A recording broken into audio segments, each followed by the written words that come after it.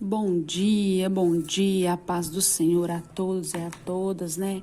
É com grande alegria que estamos começando, né? Estamos aí já na nossa segunda-feira, né? E até aqui as mãos do Senhor têm nos sustentado, têm nos ajudado, é ela que nos levanta, que nos acorda, que nos dá fôlego, né? De vida para continuar, né? As nossas vidas, as nossas lutas, tudo, mas é com Jesus na frente. Com Ele na frente já deu tudo certo. Então não precisamos temer. Amém? Irmãos, eu queria deixar com os irmãos a palavra de hoje em Números 23, versículo 19. Amém? Números capítulo 23, versículo 19. Deus não é homem para que minta, nem filho do homem para que se arrependa. Porventura diria ele e não faria? Ou falaria ele e não confirmaria? Olha para você ver, olha que versículo abençoado, irmãos. Esse versículo, ele assegura que as promessas e o caráter de Deus são constantes, ou seja, que Deus não muda de ideia. E isso é importante para a fé, porque significa que o mesmo Deus que foi fiel a Israel é fiel nos dias de hoje, conosco hoje. Porque o Deus que fez milagre, irmãos, que operou, que fez cumprir essa promessa na vida dos profetas, ele é o mesmo Deus de hoje. Ele não mudou, ele continua o mesmo. O Deus, irmãos, não é homem para que minta, nem filho de homem para que se arrependa. Se ele prometeu, pode confiar, porque Deus é contigo e as promessas dele irão cumprir na sua vida em nome de Jesus, porque Deus, ele é fiel conosco e a gente não precisa temer, né? Então, irmão, este versículo era para dizer que Deus não mente, ele não muda de ideia, ao contrário dos humanos. Deus não é homem, como eu falei, para que minta, nem filho do homem para que se arrependa. Né? Nada na passagem diz que Deus não pode se tornar um homem, filho do homem, que não mente ou muda de ideia. Por quê? Porque, irmão, nós seres humanos, nós prometemos, mas não cumprimos. Nós, quantas das vezes a gente promete e não cumpre, mas Deus não, irmãos, ele já é diferente, ele não é ser humano como nós. O Senhor Jesus, ele, irmãos, a gente às vezes não tem palavras para dizer o quão grande é o nosso Deus, né? O quão maravilhoso ele é, e ele cumpre em nossa vida a promessa dele. E ele jamais vai mentir para nós, porque quem é filho da mentira é Satanás, né? Ele é que é filho da mentira. Agora Jesus não. Jesus é o filho do nosso Deus, do nosso Pai maravilhoso, né? O Deus que está acima do céu, da terra, do mar, da lua, do sol, né? Então, irmão, Deus não é homem para que minta. Amém? Não se esqueçam disso, né? Porventura, tendo ele prometido, não fará? Claro que sim, irmãos, ele cumpre, ele fala e cumpre, porque o nome dele, irmãos, o nome do Senhor Jesus é santo, é digno de toda honra, todo louvor e toda glória, e é verdade, não mentira, não é verdade? Jesus, ele é maravilhoso, ele é santo, maravilhoso, tremendo, né? Então, assim, o que significa, irmãos, que nesta palavra aqui que diz, o que significa que Deus se arrependeu? Considerando a doutrina da imutabilidade de Deus, o conceito do arrependimento de Deus apresenta um desafio lógico a este atributo divino. Se o arrependimento divino indica uma mudança de plano da parte de Deus, porque lá em Gênesis, irmãos, vamos voltar lá em Gênesis, capítulo 6, versículo 6, para a gente entender esta palavra aqui. Lá em 6, vamos lá, capítulo 6, versículo 6, amém? Então arrependeu-se o Senhor de haver feito o homem sobre a terra e lhe pesou em seu coração.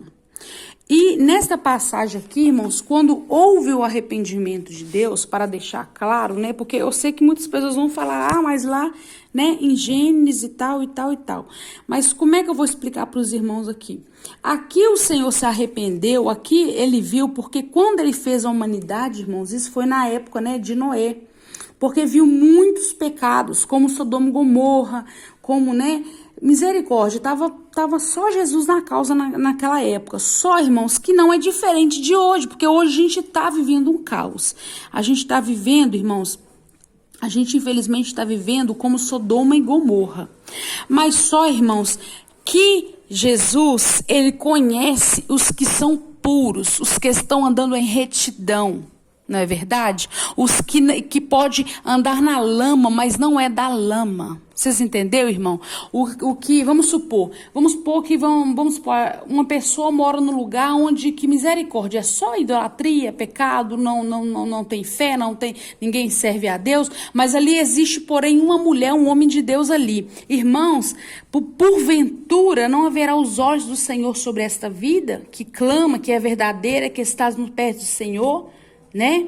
E quando o Senhor diz aqui que se arrependeu, é porque ele sentiu muito. Olha aqui para você ver o que fala a palavra. E pesou-lhe em seu coração.